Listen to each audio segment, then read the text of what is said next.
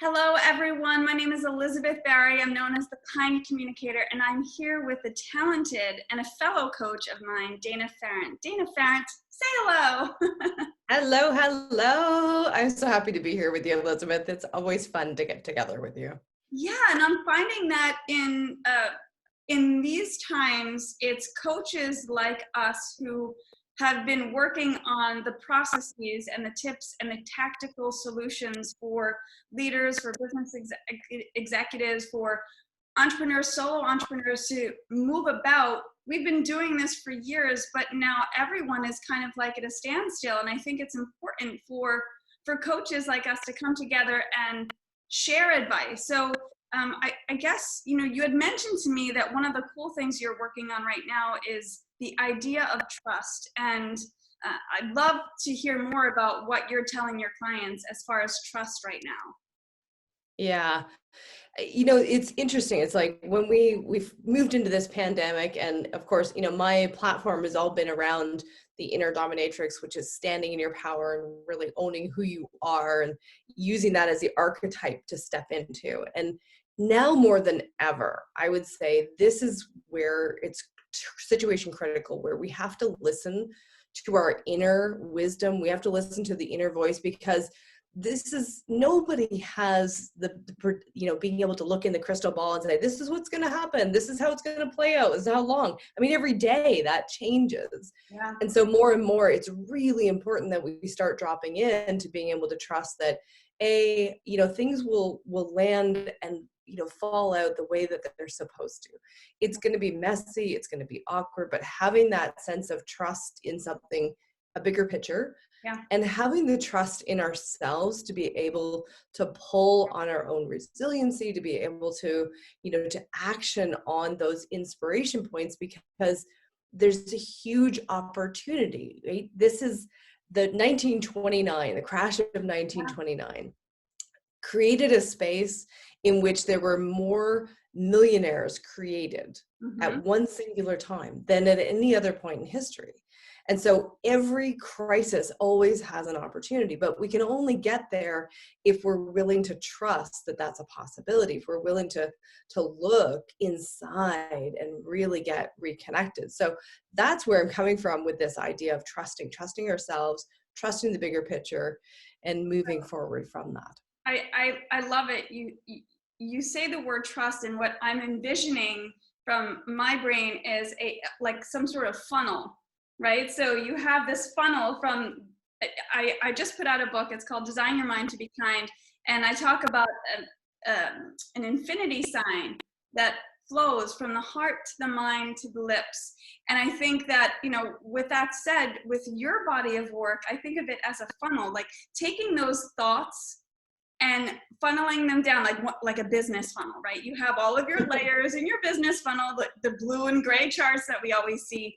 And it takes the fears, it takes all of the insecurities, it takes the anxiety and the stress, and it kind of brings it down to the heart center where trust lives. And, if you can kind of continuously funnel that out, I love that. And I thought about a great article that I could write from this. Like, your focus is dominatrix, and my focus is kindness and kind communication. I think that most people think of kindness as a weakness. I have a t-shirt line and a clothing line coming out when this is over, and we have a t-shirt that says, "Don't mistake my kindness for weakness." That's my favorite one. I think I have a trucker hat with it too. But I love the fact that, I'll use this and I'll quote you in that kindness can be the dominatrix in all of us right now, and that tool to be stronger and find the inner strength. And I love that you're working on the idea of trust, because a lot of us don't trust ourselves in these times, because we have those fears and insecurities and anxieties that they kind of cover all of the love. They cover all the trust with their black cloud. Yeah. Well, and that's the thing, is that, the more we are emotionally reactive, Yeah. the less we're able to quiet ourselves and to get into that space where we can drop into, like with your work, to be able to drop into speaking kindly to other people requires us to deal with our own emotional baggage, to deal with what's coming up, not just, shoving it aside or, stuffing it with food or alcohol or all these great things. And then just as a point of clarity, I want to circle back. So the dominatrix is my platform, the inner dominatrix, but the dominatrix as an archetype is authentic empowerment. So at the core, really, and for me, authentic empowerment comes from trusting and following your own knowing, giving up what all the gurus are telling you, all the experts, and especially right now, I'm so excited because I can finally really call it out. Our work is shining. Right, like the experts don't know squat right now, and you're the best expert for your life, your business, your career, all of those things. But we do need to acknowledge where we are, how are we processing our emotions? Are we actually dealing with them, or are we medicating them? And I think there's an awareness, it's not going into a dark side of this, but just awareness for people. It brings up something. Yesterday I was talking to a fellow business colleague of mine, and she said, Elizabeth, I called her first thing in the morning because I know she's having a really tough time with this. And I've worked with her for about 10 years now. She was a client of mine when I had my marketing agency, and we became good friends. She still hires me for coaching today. And she said, Elizabeth, I like talking to you first thing in the morning because you give me that space to speak and you listen. And I think that, and what she heard herself say was all of her fears. And I think that most of us are afraid to speak about our fears.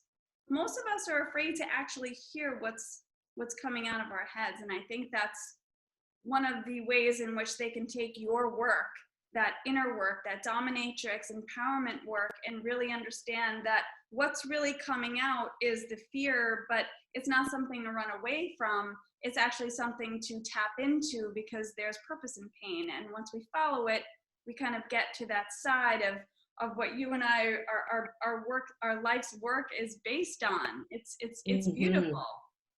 Yeah. And it's really it's interesting because we talk about leaders in this situation, there's that now more than ever, navigating this delicate dance of acknowledging and owning where you're at, but then you also need to show up in a way that inspires people to be able to lift up with you. So, it's irresponsible for me to go out there and it's like, oh, everything's great, it's all rosy, because everybody's gonna give me a lot of flack for that. But to be able to take a moment and acknowledge, to say that it's hard. Yeah. It's hard. Yeah. I get it. Now we're gonna breathe. And we're gonna carry on. Now, what can we do? What can we do? What is in our control? And that's the mental thing. But as leaders, we need to then take time, go and work with whoever, our therapist, our coach, or whatever, and to work through our pieces so that it doesn't come out in our day-to-day application. Yeah. So what would be one great piece of tactical advice that you can give to everyone today, as a coach, as a mentor, as a business advisor, and as you said, to help people make their millions from this, come back from this crash, and go into 6 and 7 figures of their business? What would be your tactical take-home tip for everyone today? Awesome. Okay. So first one, if I can do more than one. Yeah. So first of all, I want to get people connected with what I call the Expand Out tool. Mm-hmm. And what this does is you have an energetic body as well as an emotional body and our physical body. So our energy body, if we allow that to take up more space. So great way to connect with this. If you imagine a bubble around you, like an egg-shaped bubble, mm-hmm. and then you're going to pick your favorite color. So tell me what your favorite color is. Right now I'm wearing pink, so pink. Okay, pink. So I want you to fill that bubble with pink. Now, this is a magical color, and as we take that color out, it's not going to dilute, so it's going to stay that same brilliant pink that you picked, okay? And we're going to take and fill your entire room with that pink. And anybody else that's watching, whatever color you picked, it's your color. And we're going to just fill the whole city that you're in with pink. And then we keep going, fill the whole state. Now, I know you're in New Jersey, so we're going to go a little bigger because that's, so we'll fill all of the US, fill it with the pink. Now, when I'm working with clients, we go all the way out. We're just going to go all the way out to infinite space. But for today, as you move that energy field out, what you're going to notice is that there's more space for you. And when there's more space for you, two things happen. One, you have more perspective. So you're seeing things from a more global perspective. You're able to pull back. You're also energetically able to disconnect from the thoughts, feelings, and emotions of other people. And this is vital. If you're going to trust you, you first of all have to be able to listen to you. Yes. And in listening, you have to disconnect from what is going on with other people. So this is why I say this is the absolute first and foremost tool, is to disconnect from the noise of the world.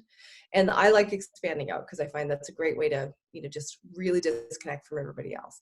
Next, what we need to do is we need to start training ourselves on, getting that feedback internally. So, and I'll direct everybody to a free resource. I've written a book. It's called Badass Intuition. It's a 6-week boot camp that'll go into more than what I can explain in this short interview. Yeah.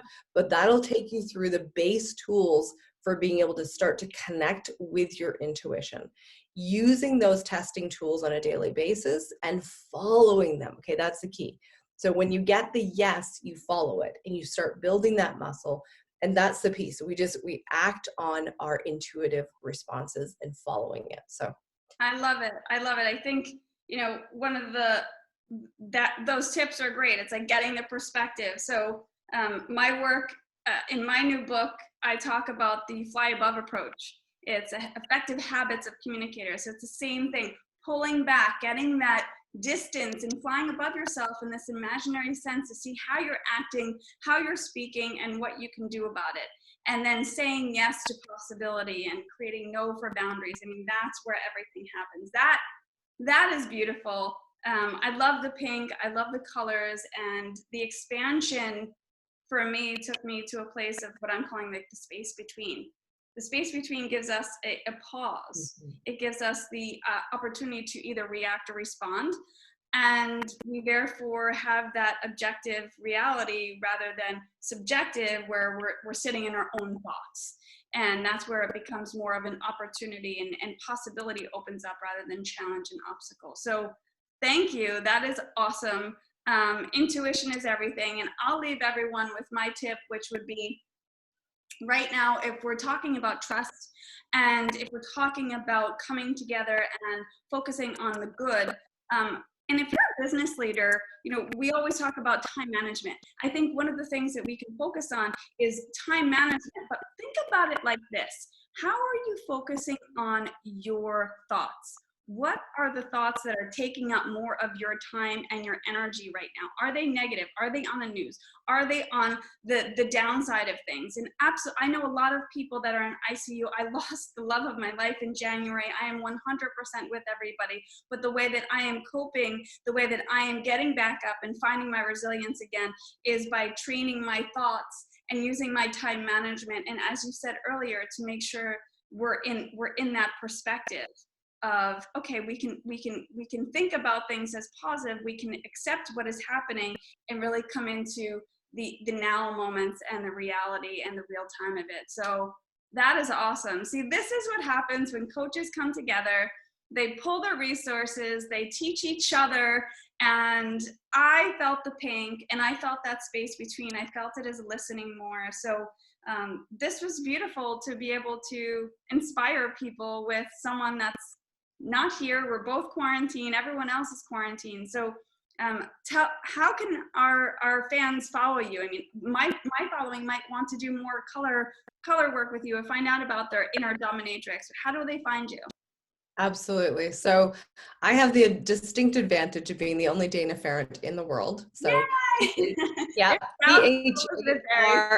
Yeah, Pharant is how you spell the last name. And there's a good YouTube channel that's got lots of videos on there for more training. There's, of course, go and get the book, innerdominatrix.com. And then, look me up. I'm most active on LinkedIn. So if you want to connect with me socially, that's where I would prefer people connect, and let me know how you found me. Awesome. Go find this woman. Dana Pharant is awesome. I love working with her. I think she's a fantastic business coach. You can find me at thekindcommunicator.com. My new book is called Design Your Mind to Be Kind. It's based on the kindness innovation, and what a time to be finding some content like that. So intuition and kindness, this is what happens when two coaches come together. We'll see you soon.